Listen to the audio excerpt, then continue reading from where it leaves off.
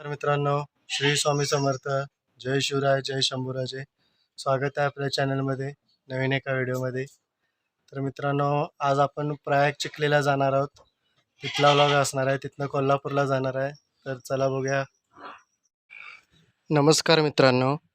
तर आज आपण आलेलो आहोत कोल्हापूर शहरापासून एक 8 किलोमीटर अंतरावर असे या तीर्थक्षेत्रावर, म्हणजेच प्रयाग चिखली इथे आलेलो आहोत. म्हणजे आमचं एक काम होतं इथे म्हणून आलेलो. तर इथे मित्रांनो दत्तांचं अधिक स्थान आहे असं मानलं जातं.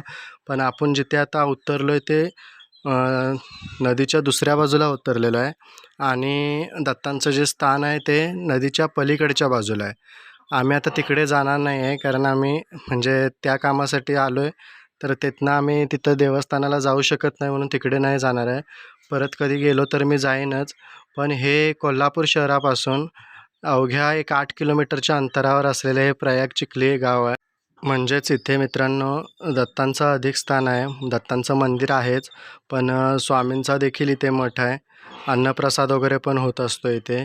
तर हे असं हे प्रयाग चिखली हे तीर्थक्षेत्र आहे. हे पण इथे 5 नद्यांचा संगम होतो मित्रांनो.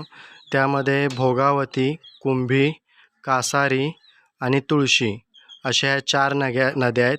आणि सरस्वती ही नदी लुप्त झालेली आहे मित्रांनो. तर अशा ह्या 5 नद्यांचा संगम झाल्यामुळे इथून पुढे जी वाहणारी नदी आहे ती पंचगंगा नदी म्हणून ओळखली जाते.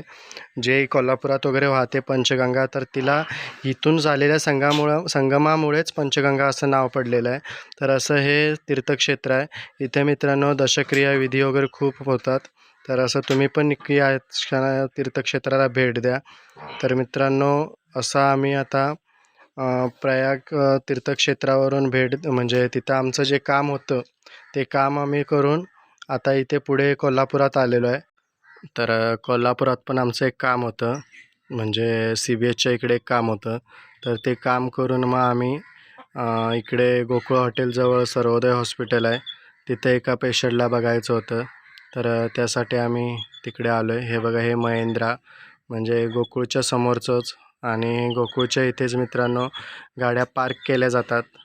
इथे हे बघा, हे पार्किंग आहे, गोकुळ हॉटेलवाल्यांचंच हे पार्किंग आहे. आणि इथे मित्रांनो म्हणजे कोल्हापुरात आलो आणि आपल्याला पार्किंगची जर काही व्यवस्था पाहिजे असेल तर इथे नक्की या. रेल्वे स्टेशनपासून पण अगदी 5 मिनटाच्या अंतरावरच आहे. हे बघा, हे गोकुळ हॉटेल. आणि हे अगदी गोकुळ हॉटेलच्या समोरच ज्या चौकात जो आहे पार्किंग, तेच पार्किंग आहे. इथं पे अँड पार्किंग आहे, त्यामुळे कसली भीती नाही, काही टेन्शन नाही. तर आम्ही तिथूनच आता खाली उद्यमनगराच्या दिशेने निघालो आहे. म्हणजे दुसऱ्या गल्लीत आमचं हे सर्वोदय हॉस्पिटल जे आहे तिथं पेशंटला बघायला आलेलो.